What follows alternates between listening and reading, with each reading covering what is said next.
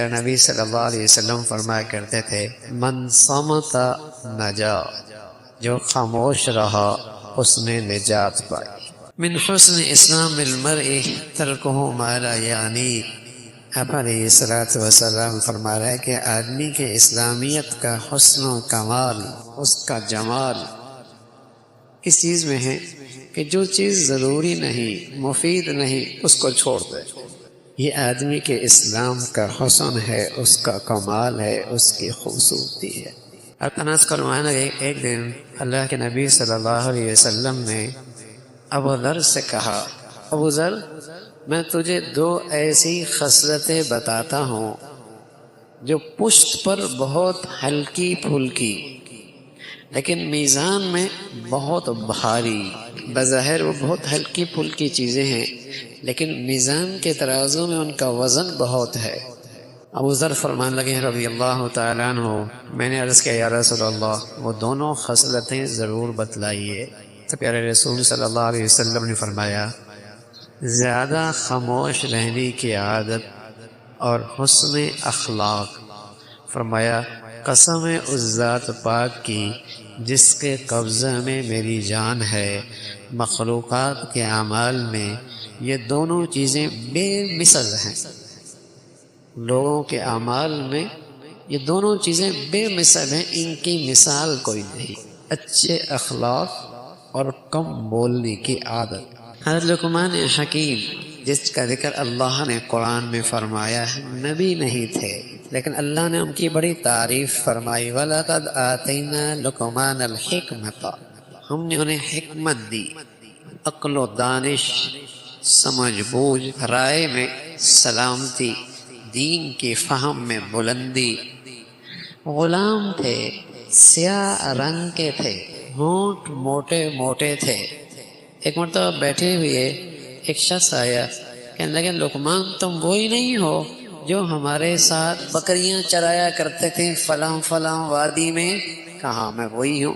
کہا تمہیں یہ مرتبہ کیسے ملا؟ تو انہوں نے فرمایا اس کو مجھے بولنے کی ضرورت نہیں ہوتی جس کی مجھے ضرورت نہیں ہوتی۔ کم بولنے کی برکت ہے اور غیر مفید چیزوں سے اعراض کا نتیجہ ہے کہ اللہ نے مجھے آج کچھ حکمت کی دولت عطا فرما دی۔ ایک موقع پر رسول کریم صلی اللہ علیہ وسلم نے کہا میرے صحابہ میں تمہیں بتاؤں سب سے بہتر آدمی کون ہے، اور یہ بھی بتاؤں کہ سب سے بدترین آدمی کون ہے؟ کہ اللہ کے رسول ضرور بتائیں۔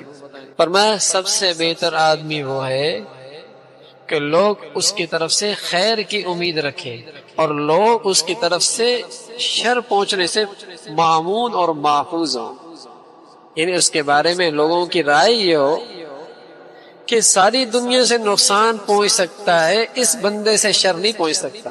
ساری دنیا کچھ بھی کر سکتی ہے لیکن یہ شخص ایسا ہے کہ اس کی طرف سے خیر ہی کی امید ہے۔ یہ تأثر اس کے کردار سے، اس کے اخلاق سے عام ہو جائے کیونکہ لوگ آنکھیں بند کر کے کہیں ہاں یہ آدمی ہے، بس اس سے نقصان کی امید نہیں کی جا سکتی، اس سے تو خیر ہی کی امید کی جا سکتی ہے۔ فرمایا یہ سب سے بہتر آدمی ہے، اور فرمایا بدترین آدمی وہ ہے کہ لوگ اس سے خیر کی امید نہ رکھیں، ہر وقت اس کے طرف سے شر ہی کا خطرہ ہو۔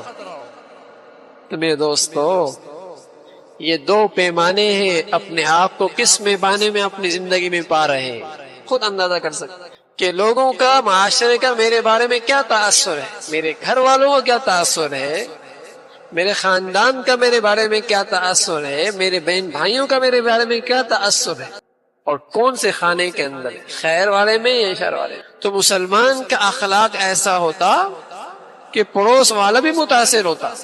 عبداللہ ابن مبارک رحمۃ اللہ علیہ کا مشہور واقعہ ہے، جب ان کے پڑوس کا ایک یہودی مکان بیچنے لگا تو اس نے مارکیٹ کے ریٹ سے زیادہ اپنی جگہ کی قیمت لگائی۔ لینے والوں نے کہا کہ مارکیٹ ریٹ تو یہ نہیں ہے اور آپ قیمت زیادہ لگا رہے ہیں۔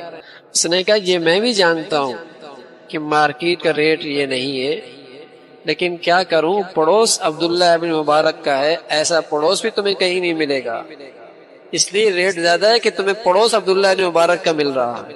یہ مسلمانوں کے اخلاق تھے۔ ارے میرے عزیزو، قسم خدا کی اسلام کی اخلاق میں وہ کشش ہے کہ لوگ ان اخلاق کو دیکھ کر اسلام کے دامن میں آ جایا کرتے تھے۔ حضرات انبیاء علیہ السلام نے معجزے دکھائے اپنی سچائی پر۔ موسیٰ علیہ السلام کو اللہ نے معجزہ دیا، فرعون کے پاس وہ معجزہ لے کے گئے۔ مختلف نبی مختلف معجزے لے کر اپنے نبوت کا اعلان کیا، لیکن آپ علیہ السلام کی جب بات آئی تو معجزے بعد میں ملے۔ سب سے پہلے آپ علیہ السلام نے اپنا اخلاق بتایا۔ اچھا بتاؤ، میں تمہارے اندر 40 سال تک رہا ہوں، پایا کیسے؟ کہنے لگے جربناک مرارا ما وجدناک الا صادقا، بہت آزمایا، بہت پرکھا، بہت جانچا، مختلف کسوٹیوں میں آپ کو لے کے آئے، لیکن آپ کو تو سچا پایا، امانت دار پایا آپ کو۔ ہم تو اس نبی کے امتی ہیں۔ ایسا اخلاق تھا محمد رسول اللہ۔ تو میرے عزیزو، ہم اپنی زندگی دیکھیں کہ آج اخلاق کا کیا حال ہے ہماری زندگی، اور جس سے یہ بلند اخلاق نصیب ہو جائیں، اللہ کہتا انہ لذو حظ عظیم، واقعی بڑا نصیب والا ہے۔ مزید بیانات کے لیے ہمارا channel the way of Islam official subscribe کریں۔